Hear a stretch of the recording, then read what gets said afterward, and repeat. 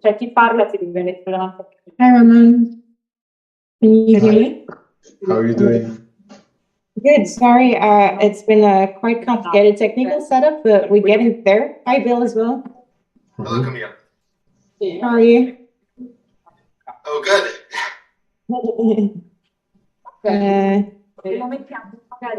Wait, sorry, I need to. Because you're using Zoom and not Teams.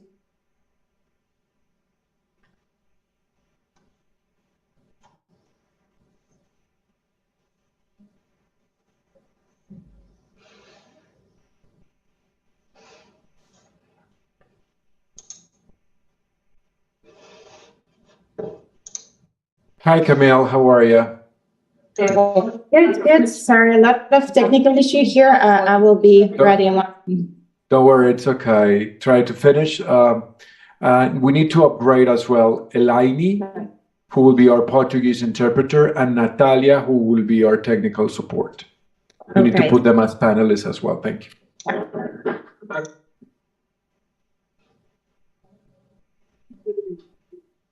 Attends, parce que j'ai l'impression que les gens arrivent déjà.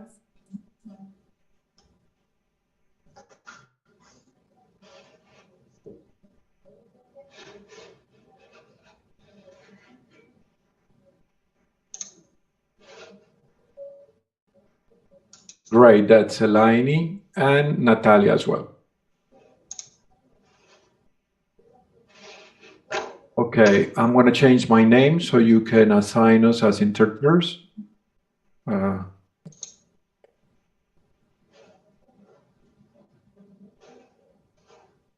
Now you can see us both, so you can assign me Gabriel as English to Spanish and Elaine as Spanish to Portuguese.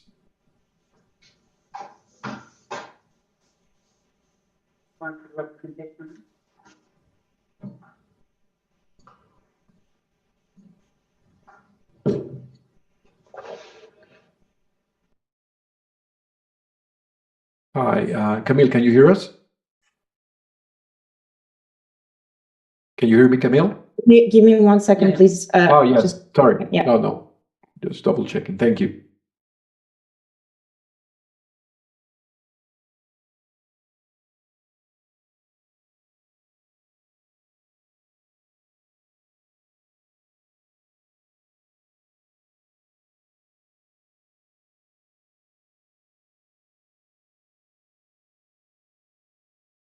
Sorry, I'm back with you, Gabriel. So Great, no problem. Understood. So we have me will be English to Spanish, Spanish to English, and Elaine will be Spanish to Portuguese. So the same. You open the globe, you add interpreter, select me from the list, and then we will run the test in English with Natalia, so you can concentrate on the rest of the setup.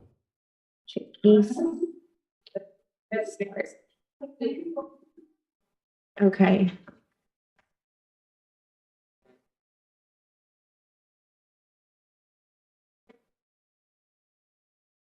Okay.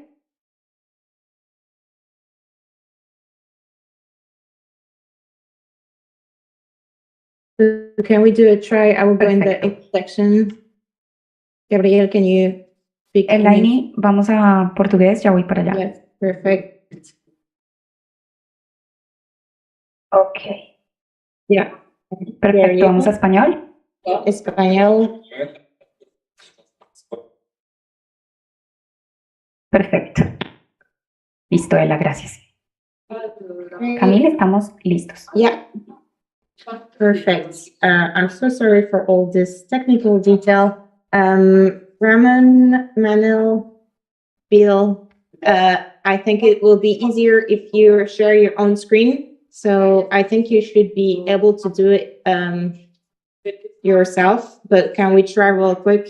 If as soon as you want to share your screen, maybe Raman, you can start. Yeah.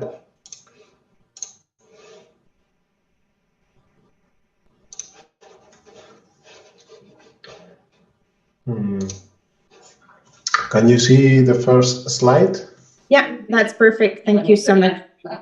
Perfect. And Nell, can you try?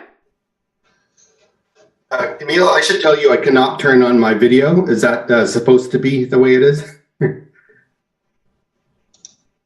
Let me see. You should be able to. It says you cannot start your video because the host has stopped it. Oh, Yeah, it's actually the same for me. Hi from Vienna. This is Florian. here, let me check real quick what I did. Start video. Okay, you should be able to do so now. Yes. Yes. Perfect. Thank you. Thank you. Okay, so I will close that. Have you in. Close that as well. Okay.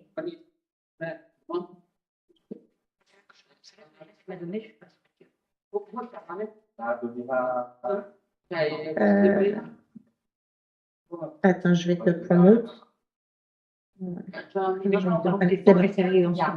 C'est bon, je t'ai mis. Okay.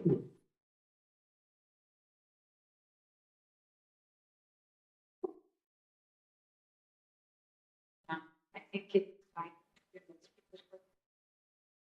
There is here. No, yeah. I think it's fine. No, the only point is that this live is going in YouTube. So for the ones that are going to watch the. But you want to Screen. watch, they will see them? YouTube. Yeah, they're going to see that. Just if you want to make another view. We can sit here if that's easier, but.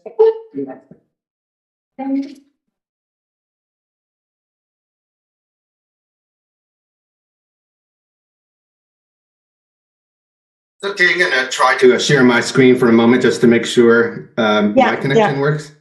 Yeah, please do. I'm sorry about.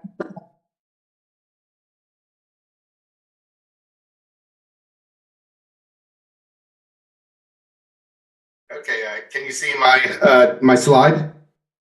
Yes, we can. Thank you. I will not put you on the. Can I try too? Yeah, Can I please try? try. Yeah.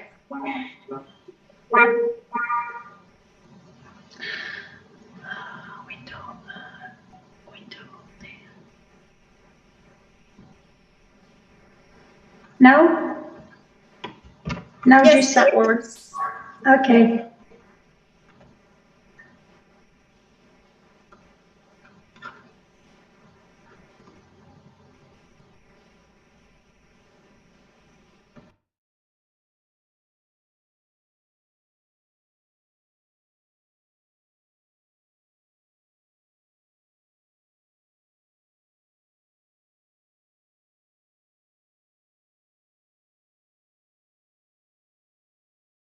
One last minute and we're ready to go.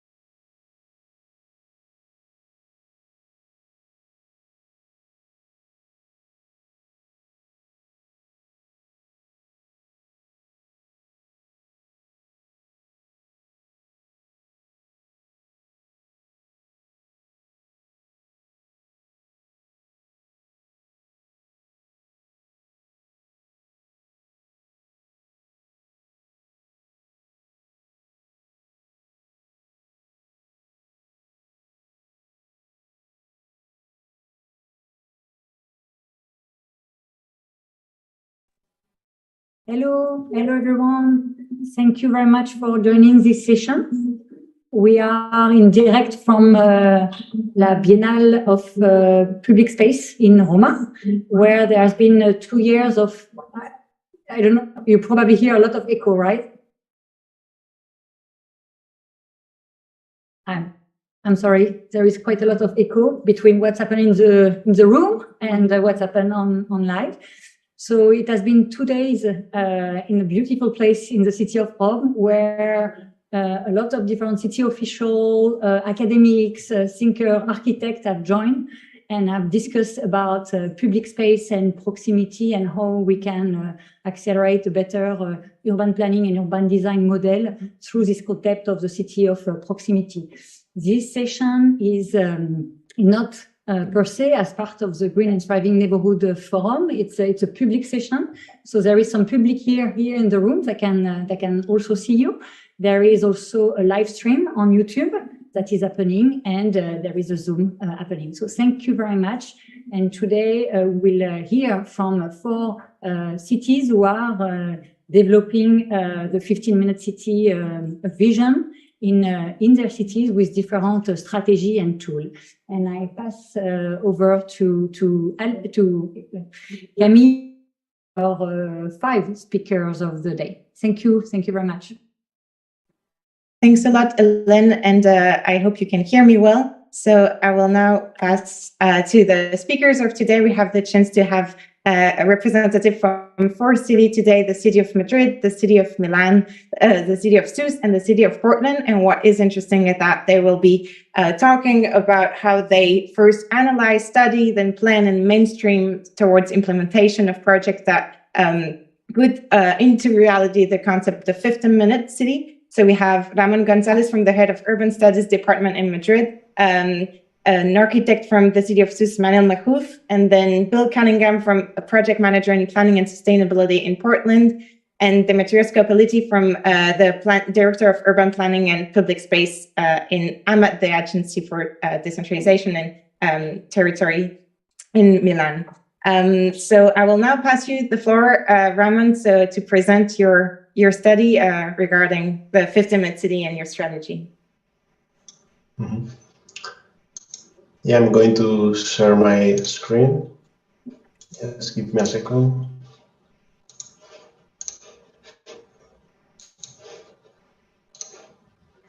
Can you see the first slide? It's still loading on my side, but it should be there soon.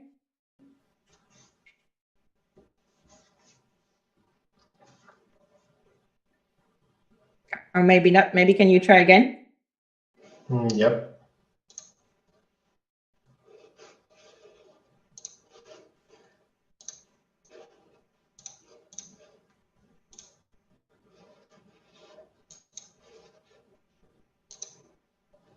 I'm doing it again. Just let me know.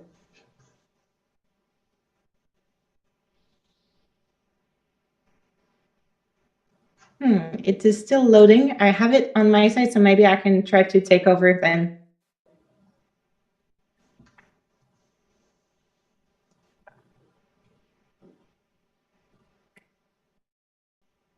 Go ahead if you want. But can you see the slide or not? Because maybe I can try a different way. I think I have it. I have your slides, so I can share my screen. I think you should be able to see them if you go back on the Zoom.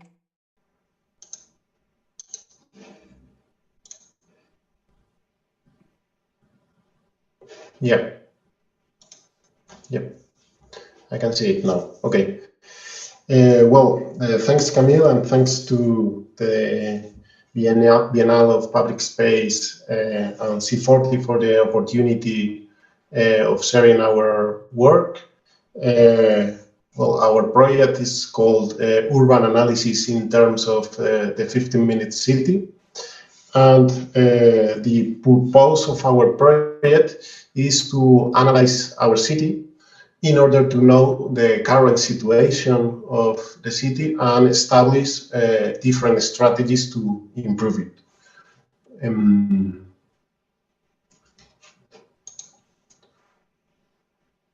Yeah. We would like to start explaining that our project is divided into 4 stages. We have already completed stages 0 and 1, and we are currently working on stages 2 and 3. Today we're going to show you the results of the first 2 stages. In terms of the analysis area of our city, we have divided the territory of the city into 2 categories. The first one are the areas considered in the analysis, which are the ones within the blue line, and where we have included all the residential areas of our city. And the second category are the areas in development, which are the ones shaded red, and that will be included in the analysis in the future when they are done. Regarding the methodology, we have designed a method with 5 steps. The first step is to define the mobility criteria. Secondly, we define all the needs that are relevant for the city. Thirdly, using GISP software, we identify the needs that exist within a 15-minute walk from each dwelling. The fourth step is to obtain a specific score for each dwelling. And finally, we map the results.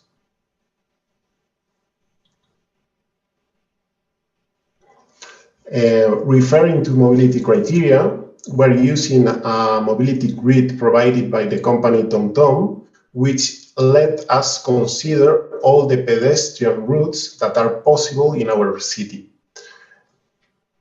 Can you change the slide? Yep. And here we can see that we are also considering all the boundaries of our city, such as motorways and railways. That's very important because we include them as restrictions in the mobility grid and provide us much more accuracy in terms of studying our city.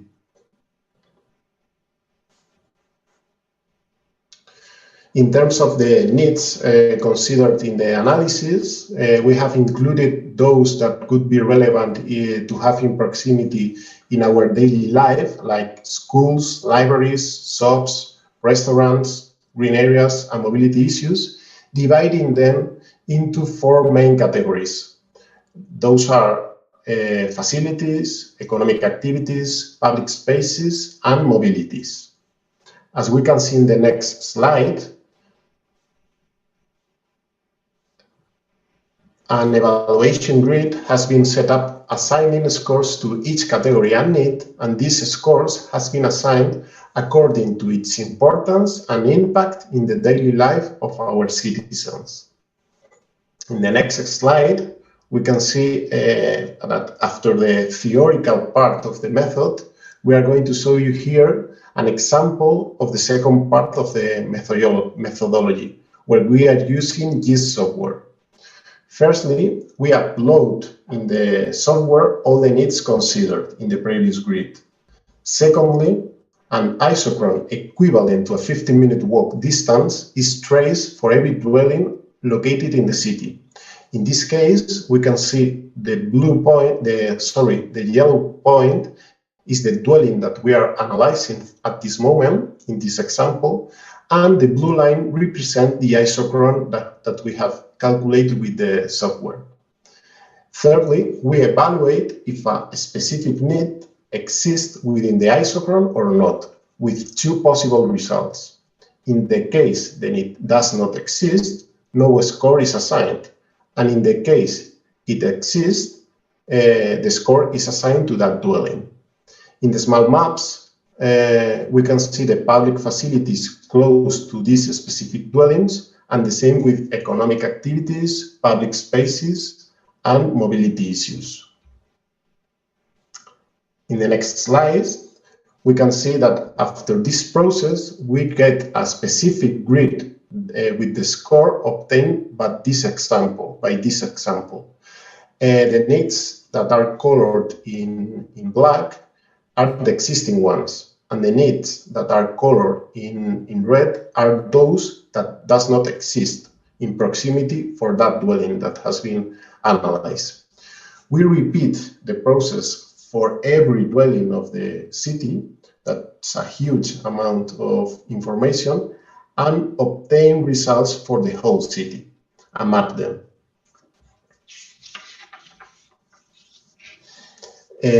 Here are some of the results that we are going to quickly explain them. And in this map, we can show you the global results for our city. In blue are the areas that get better scores, and in dark red, we can see the areas of the city that has worst scores after the analysis.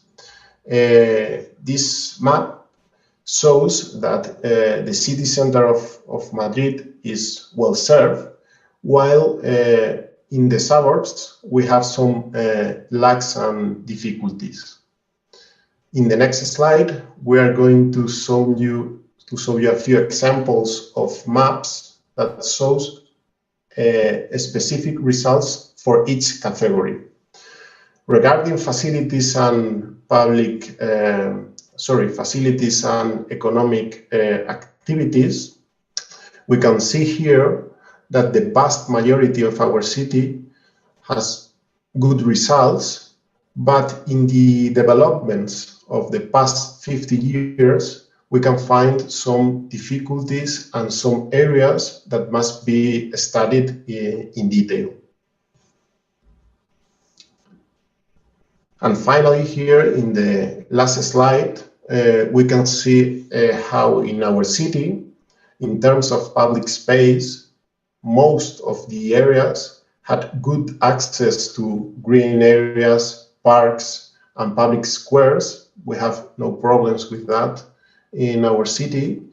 But talking about the mobility map, we can say that well, the areas that has dark red color means that they only have access to a bus stop. In the case of the areas with middle scores, we could say that it means that they have access to subway stations or train stations. And finally, the areas with dark orange means that apart from train, subway station, and bus stops, they also have access to bike lanes and modern mobility services such as car sharings and bike sharings. Well, that's a brief explanation of our work. And if you have any question or if you want to ask something, we'll be happy to develop it deeply. Thanks a lot, Ramon. And we started the session of having a quick snapshot of the city. So yeah. I will really quickly give the floor to Manel to present the City of Sousse planification. And we will have a panel at the end and a closure by Florian Reins from the Loud Studio. Hello. Hello. Thank you so much. So I'm standing before you today on behalf of my municipality and on behalf of my director here present with me, but I'm talking on his behalf because he's not English speaking. It's an honor for us to be with you. I would like to express my gratitude to be a part of this magnificent event. I will also take this moment to thank Professor Carlos Moreno and all his team, as well as Sheikh ETI, sorry. And I will now showcase the concept of the 15-minute city in Sousse. Okay, so let me just share my screen. So for those who don't know Sousse, it's located on the east coast of Tunisia. It's the capital of the Sousse governorate, and it's considered the city's third largest city of Tunisia. It has a population around 215,000 residents, and it's known for its historical significance, as its ancient Medina is classified within the UNESCO World Heritage Sites. Just to be short, we had the chance within 4 years ago to start a big program, which is called Integrated Urban Development Program, divided into 4 interlocking components: urbanization, urban mobility, sustainable energy management, and GIS. So it has to deal with all these axes all together, and we had to find the link between all of them. And here emerges the 15-minute city concept as an integrated and holistic concept that really helped us to have this sustainable vision and inclusive urban environment vision. It's mainly, for now, it's mainly shown in our planning document as we are on its revision within this program.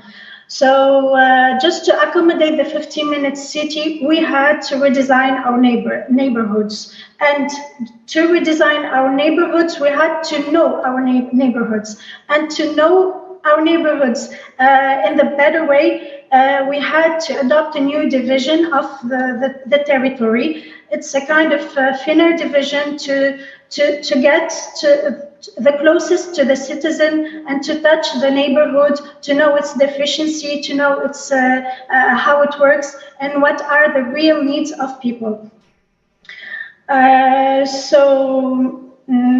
for the new, we had to redesign some existing neighborhoods as well as creating new neighborhoods. So for the new neighborhoods, we were committed to adopt 2 key principles of the 15-minute city, which are the localized services and amenities and the mixed-use development. So Sousse was really aiming to create self-sufficient neighborhoods, integrating residential, commercial, recreational, and education facilities in close proximity to offer a wide range of amenities such as grocery stores, healthcare facilities within the 15-minute walk or bike ride. So for the existing neighborhoods, we went on the isochronous method, as my colleague in Madrid was talking. Unfortunately, we couldn't work on every sector because of a lack of information. So we only took education and supply and health sector into consideration. So this method helped us to think, to balance the territory in terms of accessibility and mobility to all the equipments needed in the city. We also try to invest in pedestrian-friendly infrastructure, so by reducing reliance on private vehicles and promoting active modes of transportation. So as you see here, we have we are aiming to create a new pedestrian highway. I will say it this way, but it's a new type of infrastructure. We are not used to this in Tunisia. It's a big promenade. It's a new promenade, waterfront promenade. We are also trying to work on green spaces, enhancing the number and the quality of green spaces by creating parks, gardens throughout the city, so people can enjoy a quality, a space of quality. Maybe the only example of how we are trying to communicate with people about this new concept in a way to sensitize them and to raise their awareness. We had to close this main boulevard of Sousse, it's the Corniche, the waterfront, for vehicles on Sundays, allowing the pedestrians to occupy the street.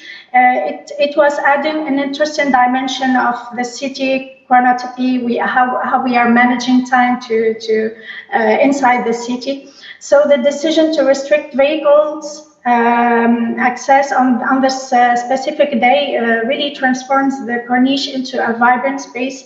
We witnessed this. We witness this every week. I mean, so thanks a lot, Manuel. This is really inspiring to see also this. I don't know if you're not seeing my screen share anymore. Is it okay? Yeah. Perfect. Thank you so much, Manuel. Thank you so much. And I will now give the floor to Bill Cunningham from the city of Portland. Thank you, Camille. Let me bring my presentation on board. Just a moment.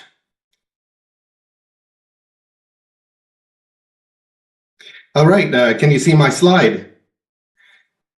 Yes, we can. Perfect. Good. Thank you, Bill. Well, I'm glad to be joining you. My name is Bill Cunningham from the city of Portland, Oregon, at the very western edge of North America. I wish I were in Rome. I was in Rome last summer. It was a great place to be. It was very hot though, but I love going to places and learning from them. I wanted to share Portland's experience with 20-minute neighborhoods. It's really become an organizing principle for the entire city, but it is also how we plan for individual areas. So I wanted to go from the scale of the whole city down to the neighborhood in terms of what we've been doing. Just some context is Portland has 635,000 people, 2 million in the region. We're a growing city. It's been slow the last couple of years, but we're planning for 100,000 more households by 2040. And one thing to highlight is, compared to other cities, Portland is not the most compact city. Milan has about half the size of the city, but more than twice as many people. And Vancouver, BC, British Columbia, our sister city in the region, about the same population, but they're about 1/3 the land area. And one of our challenges then is, how do we realize the benefits of a compact city in a city that is frankly not very compact? And that's been one of our challenges. And that's one way we've been using the 20-minute neighborhood concept. I wanted to let people know that Portland has actually been using the term 20-minute neighborhood since 2006, when the community was visioning for its future. There was just a lot of community interest in creating a city where people can walk to things. And Europe, that might be taken for granted, but as spread out a city as Portland is, it's not such an easy thing to achieve. So that community interest, at least providing options so you have local places to meet your needs. One of the early things we did was to do an analysis, and it was similar to Madrid's, where we're looking at where are the grocery stores, the community services, the parks, the schools, where do we have the infrastructure for pedestrians and bicycles and transit so people can get to those destinations. And we had what we called a heat map. And basically the bright glowing areas are the places that have a lot of those attributes of complete neighborhoods. They have the services, they have the infrastructure. And our Portland Plan goal is that 80% of Portlanders will live in complete neighborhoods. And I should mention, we have used that term interchangeably with 20-minute neighborhoods, complete neighborhoods, 20-minute neighborhoods. But the goal is 80% of people are living in such places by 2035. And we, at that point, we're at about 50% of people live in complete neighborhoods. So there's a lot of work to do to get us there. And we divided the city into 24 districts, basically, and each is anchored by a commercial area. And the idea is that every 5 years, we will monitor progress towards achieving that complete neighborhood, 20-minute neighborhood status. And And in terms of the urban form, the structure of the city, we are organizing the city around designated centers, mixed-use centers that are intended to anchor each district with services. And those are the places that we're focusing our growth. About 80% of our growth is happening in the central city and these centers. And one thing we always try to highlight for people is that these are not self-contained, entirely complete places. It is really part of an interconnected system. Centers are hubs for our transit and our active transportation. In each area, they should be the easiest places to get to, and they connect to downtown and employment areas. We know that people will not be living their entire lives in their own particular neighborhood. Jobs, cultural things are elsewhere. So interconnectivity is critical to our approach. And it's clearly no surprise to people as to what we mean by things like centers and 20-minute neighborhoods. They really are intended to be very walkable places with concentrations of businesses, community services, housing, and public gathering places. Because people tell us they don't want our centers to be places where you're only there to buy things. They should be places that bring people together. The strength of cities is that they are places of gathering. And I think most people in this group know that. And it is a key part of our climate action strategy. We have intentions to reduce our emissions by 80%, and having the local option to not have to drive is key to that. And there is actual action related to the center designations. The centers are prioritized for our community economic development. We need to have these be strong hubs for services. There are also places we're prioritizing for including affordable housing options, and they are key places for our transportation improvements. So there's been a lot of work done to improve pedestrian and bicycle facilities and to connect our centers with transit. And there's a hierarchy. There's an idea that our most significant center is our city center, our central city that anchors the whole region. And there's a whole spectrum. Town centers anchor a district of the city, and neighborhood centers are much more local. And I just wanted to highlight a few of our recent planning efforts. And this is really about how we plan for centers. And a key thing we heard from the community was there is no one-size-fits-all approach to planning for centers. They need to be designed to respond to the needs of their communities. So there's a lot of effort in what we call co-creating with the community. A lot of our outreach was led not by the city, but by community-based organizations who know the community and are trusted. And in Park Rose, which is in the northeast part of the city, we started out with youth engagement. They are the future of the city. We wanted to find out what was important to them. This is an area with a lot of immigrants. Our planning document was in 6 languages, including Amharic and Tigrinya. What we heard from the community was what's key for them is they want stability. As the area changes, people want to be able to continue living there. The housing affordability is key, economic opportunity, things they really wanted to have happen were things like micro enterprise hubs or resilience hubs, places for lower income people, immigrants, to be able to establish businesses and to be part of the services and the success of these places. And early implementation, I think many other cities have dots in the street, but early implementation included a pop-up marketplace and another place. And those are opportunities for small businesses. We'd have periodic markets where people who can't afford to have a full commercial space can have a vendor stall. And just very quickly, West Portland is another one of our planning areas. We're planning for light rail to serve that center. It is a place with a lot of immigrant communities. So again, a lot of outreach with those groups, including a lot of plans for more multifamily, but we're also planning to preserve the existing apartments where a lot of the immigrant households live. A lot of work on pedestrian and bicycle connections, and a lot of community interest in a multicultural marketplace, which provides economic opportunity and also a place for culture. But I highlight things like the pedestrian and bicycle connections because we have 145 square miles of city, and we're prioritizing our investments to connect people to those hubs. Our current project is a lower southeast plan. We're proposing a new neighborhood center to anchor this area. The circles are showing a 0.8 kilometer walking distance around our hubs. And we're proposing a new one with the dash circle that would fill in the gaps to service. But I'm going to leave it at that because I know there's a lot more, but just wanted to highlight our approach at different scales. So thank you, everyone. Appreciate the time. Thank you so much, Bill. This is, again, super interesting to see also how we can implement this kind of concept into such different urban context. We've seen Sousse, we've seen Madrid, and now Portland, more North American context. So really interesting. And I will now give the floor to Dimitri from Milan.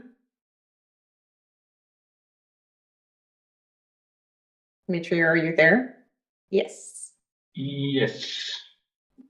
I'm here. Sorry, give me 1 sec. Just not sure I opened the right file. No problem. Okay.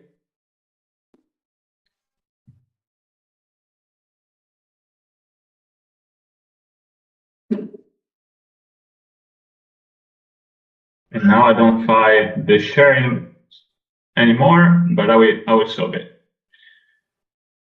Okay, so thank you very much for inviting me down to this presentation. I want to just show you something about what we are doing in Milan in terms of 15-minute cities. Starting from the idea that we envision the city of the future through a master plan, the so-called Piano di Governo del Territorio, PGT, which is based on a series of change of paradigms. We wanted to shift from consuming to reusing pieces of the city, like the former lateral house, the Macello. Thanks to the C40, the Reinventing Cities competition, we will transform the first carbon negative development in Milan. We're working in the planning field in order to reuse in brownfields and infrastructure in order to reconnect pieces of the city that can also be the opportunity to transform the city in terms of colors, in terms of materials, from gray to green. It is the case, for instance, of the railway yards. 7 areas within the city centers, former depots, basically brownfield, that in our idea can be transformed into regeneration areas where to build density, housing, and parks and greenery. And particularly one of the biggest of these areas, the Scalofarini, we were going to transform it through the implementation of a competition master plan that brought the idea of a park as an ecological filter in the city. And that gives also the idea of what we are trying to do in terms of implementation of regreening the city through the Forestami project, where we are aiming to plant 3 million trees in the metropolitan city by 2030. But if on one end, reusing the brownfield and transform the gray areas into green ones is an opportunity to reconnect pieces of the city, to reopen gates, and to transform the city, regenerating the big development areas. On the other end, we have to work on another grain, the grain of the neighborhoods. We don't want to live and we don't want to build a city made of a monocentric city, built on the city on the idea of having a center and having suburbs. But we are trying to work on changing the narrative and to put the neighborhoods at the core of our planning, which means that we are now working on the concept of a 15-minute city, the cities of proximity, developing and focusing particularly at a sort of middle scale, the scale of the neighborhood, where we build another level of planning that can be based on the idea that we have to build and rebuild and reuse public services as social infrastructure that are the key elements and key cores in the neighborhoods, as well as having neighbor space, public spaces that can be considered as common good, as centers of these neighborhoods. In order to reshape the public space, particularly, of course, we are trying to change another paradigm, shifting from cars to people, which means that we are taking big nodes, like Piazza Loreto, for instance. Again, there's going to be transformed in the next 2 years, hopefully for the Olympics, from an uncrossable node where no people can stay there because there's no space for people, into a proper plaza where half of the surface would be shift from traffic to public space as an opportunity to reuse a traffic node, a wide traffic node, into space in an alive space for people. At the same time, we are building infrastructure in order to change this idea of living in a very congested city driven by cars, by also building a new metro line. But the metro line was not just an infrastructure opportunity, but also the opportunity to reshape parts of the city, 50 construction sites, from car-oriented to people-oriented places. And then we realized, while working on all these transformations, that the pandemic could change our cities in such a fast way that we realized that we were not in the position to wait for the next decade, but we had to act immediately, because I think that the reality is that vision is not enough. We have to act in order to be able to transform our places. And we delivered, starting in 2018, a tactical urbanism program where we took some of these places, gray areas, asphalt sea, in particular in front of schools, into a change of perspective icon, where basically we transformed the idea of mobility, and by transforming the idea of mobility, we changed the livability of the whole neighborhood. The same methodology, we used it for implementing bike lanes during the pandemic. Of course, Buenos Aires is one of our main corridor in terms of biking realized after the pandemic, and we changed the use of the street also in terms of negotiation, in terms of use of the car parks. Where the shops were closed, the only way to reopen them was giving space outside, and that space outside has to be taken from cars. Milan is changing by considering the idea that the cities should be reinvented by transforming brownfields, but also particularly working on streets, because streets are half of our surfaces, and streets are public spaces. If we conceive public spaces for people and not for cars, we can build communities and we can empower them in order to ask us for change. Thank you very much. Thanks a lot, Dimitrio, for this really comprehensive presentation of all the work that Milan is doing. For the second part of the session, we're thinking more of a panel format. So maybe I can start with you, Ramon, on since you've been doing this spatial analysis, maybe can you tell us more on what did you learn about, what did you discover in the city of Madrid that you didn't know before doing the spatial analysis regarding proximity and this 15-minute city aspect? Well, one of the main points of our work has been to discover the huge impact that urban boundaries has in the proximity daily life of our city. It means that we are working, or we are going to try to work on different strategies to reduce this impact, because with a small budget, you can improve a lot the neighborhoods.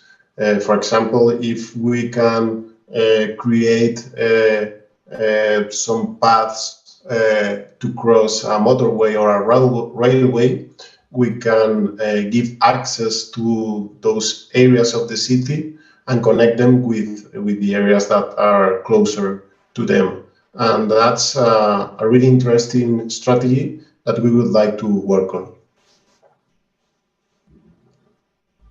Thank you so much, Ramon. I think this is keynote to try to go from this special analysis to really have that strategy that the city of Sousse is kind of starting working on from what you were presenting, Manel.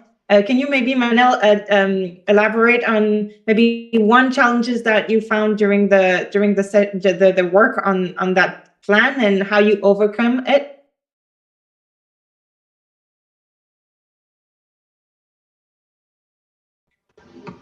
Yes, sure. So maybe the biggest challenge was the community resistance to change. So engaging and involving the community throughout the planning and the implementation process is really essential. That's the lesson I would give to myself first, and to those who are planning to implement the 15-minute city. So communication, you have to sensitize people. You have to really communicate on the benefits, addressing concerns, to solicit feedback. Also, can help build the community support and ownership. Thanks a lot, Manet. And actually, that resonates with what you were saying, Bill, in your presentation. I'm actually going in order, but that's more based on your answer than the order of presentation. But Bill, you mentioned the importance of working with the local communities when trying to design this kind of action. So maybe what would be your learning from 20 years of experience working on complete neighborhoods and now 20-minute neighborhoods? Regarding that engagement with community and yeah, what's the main learning? I would say it is really going beyond staff, the city staff, government staff, to talk to people. Used to be we had hold events, and you'd always see the same people coming to our planning events, and that's not the way to reach people. I think to really reach people, you need to work with organizations that already are in the community. Organizations that work with our immigrant communities, and we worked closely with the schools to bring youth and their parents into the discussion. So I think going to the community, meeting them with the groups they already know is really critical to hear from a lot more voices. And related to community resistance, it's similar. It used to be that people already own homes, or the main people who provide input on our plans. But we've worked on trying to reach the people who don't have homes, don't own homes, and who've been priced out of being able to afford housing in the city, and they had much more support for increasing housing opportunities and even density. Bringing young people into the conversation was pretty critical for changing the perspective. Thanks a lot, Bill, and maybe Dimitri, you have also your experience to share regarding the community engagement you did for the Piazza Aperte program, but also just in general, and how you implemented that concept, because you did it quite quickly within the few years, and it's always interesting to see how the community kind of accepted the project with time. Well, we learn by doing, actually, because when we started our tactical urbanism program, we had a sort of top-down approach by choosing the place and transforming it, trying to convince in the community that that was better. And to be honest, the community was not that difficult to convince after having the courage to try, because I know no places where you pedestrianize and after you can come back to bring cars back, because it's completely untrendy and unsexy. But when we changed the narrative into asking to people where they wanted to collaborate with us into public space projects that could be realized quickly in a light way and flexibly, we generated enthusiasm around the program. We generated the fact that the people are eager to contribute. We just ended up an open call based on schools, and we got 87 proposals involving 250 schools in 3 months. It means that people want to be part of change.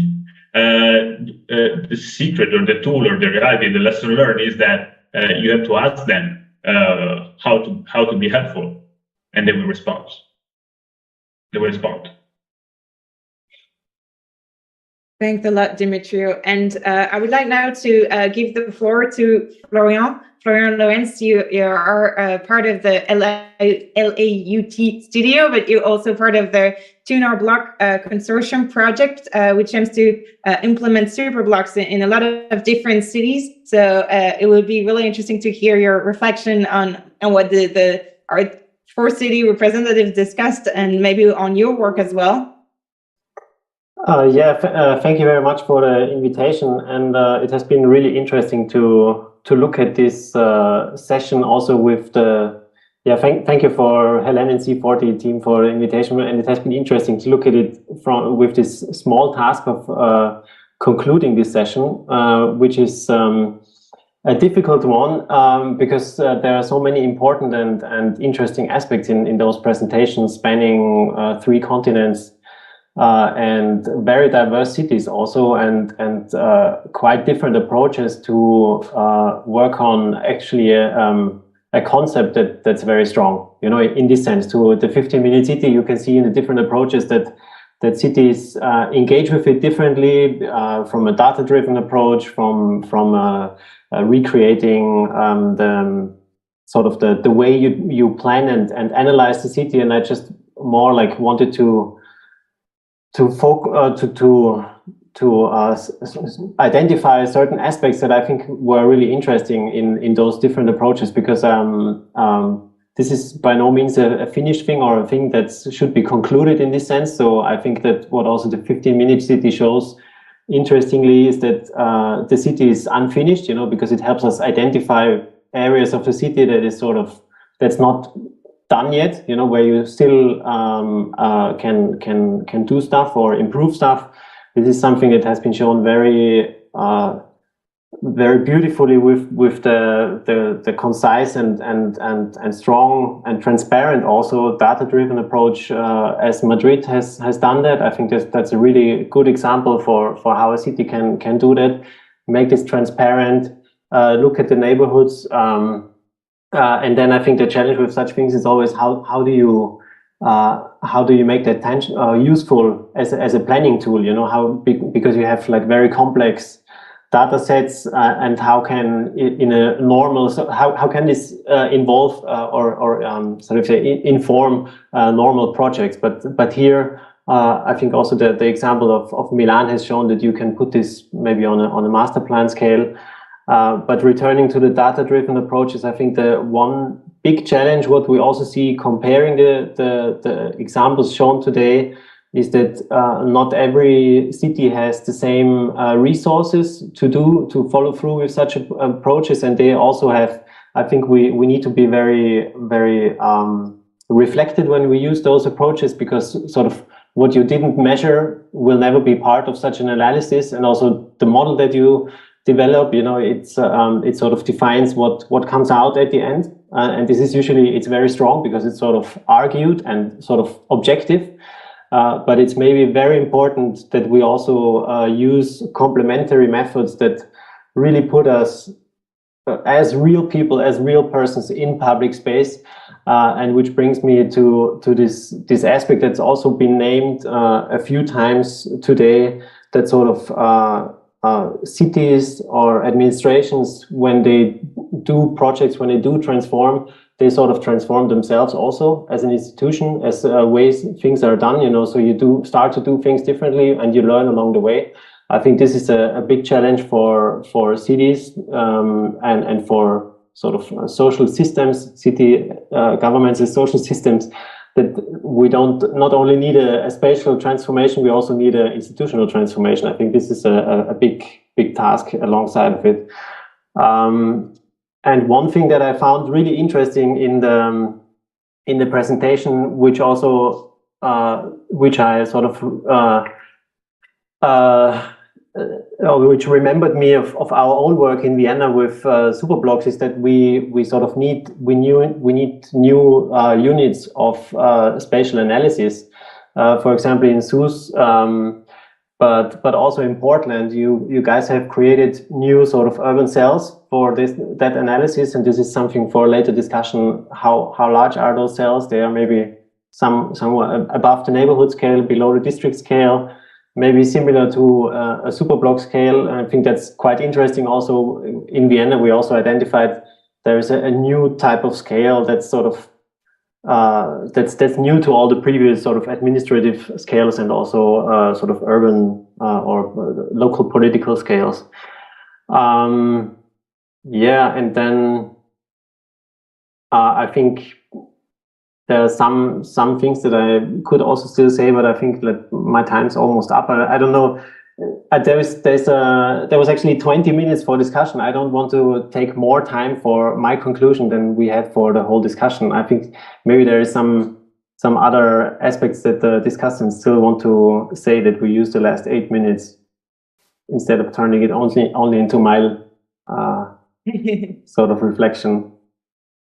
But thank you so much, Florian. I think you captured really well all the challenges, but also the needs that we have. So the spatial transformation, but also the institutional transformation. I think it's really key. I saw we had a question in the chat, and Manel just answered it regarding the communicating with the population, and what are the channels and ways that SUS is using to communicate. So I hope Aline, Manel responded well in the chat. I know they can't stay much longer with us, so or maybe Manel, if you have 1 minute maybe to do a short recap. I know you have to go, but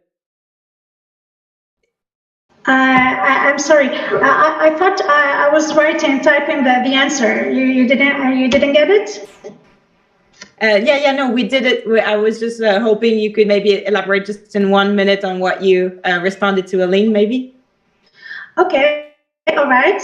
I just said it was mainly in the participatory workshops that we could take advantage of having people around us to make them more to sensitize them around these issues, and we went even in their colleges in their schools to talk with them. I mean, when we had to know about young people's avis, about their what they think about the issue. Another thing about the activities.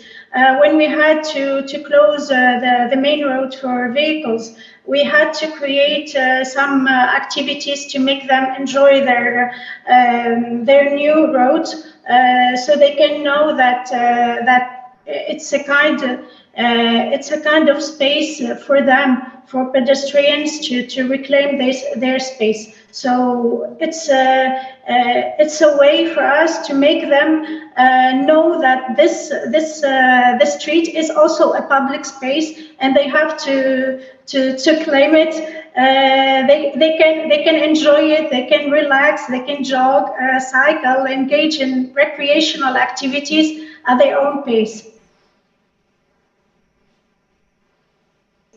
Thanks a lot, Manel. I think it's funny how schools are in the end coming up in quite a lot of the answers. So it's a public service that in the end a lot of cities is using as a leverage. So I think the next generation is key for everyone in this kind of how to approach proximity. Maybe Hélène, do you want to have a final word before we close our session? No, thank you very much. And I would like, there is here some people, maybe give a round of applause to the people who join as well.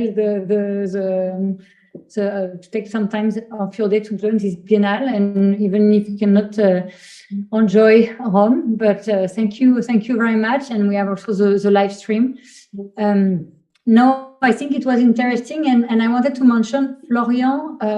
With Florian Demetrio, we were 1 month ago in Barcelona with more than 10 cities, European cities, who are trying to work on this Superblock, Piazza Aperte approach of tactical urbanism as an entry point for the 15-minute city. And I think it was very interesting to see how the movement is growing, not only from the city of proximity and this 20 minutes neighborhood, 15-minute city, but also this approach step by step.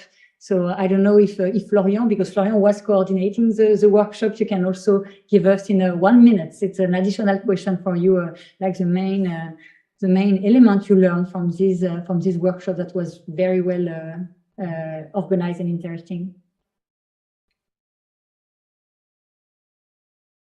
One minute. I would say that that the cities they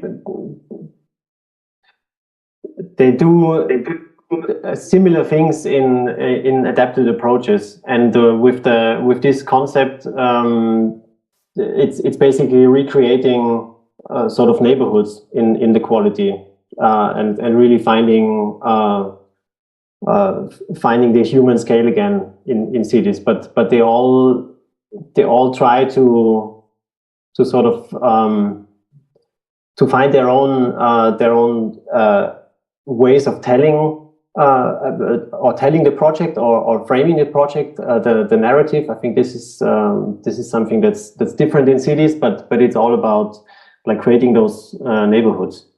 But they also face similar challenges, what I referred to before a little bit, in terms of institutional learning, in terms of the time frame of the projects. That's very often a key challenge, because it's larger than typical or other projects, and also in the financing might be also an issue. But we are not like really ready with the final conclusions. We will do that in a special webinar, because we are just now throwing everything together to see how the cities, what sort of the learnings could be from the cities. Thank you. Thank you very much, Florian. And thank you very much, all of you, for joining us at the Biennale of Public Space and Proximity in Roma. Thank you. Enjoy your weekend. Thank you.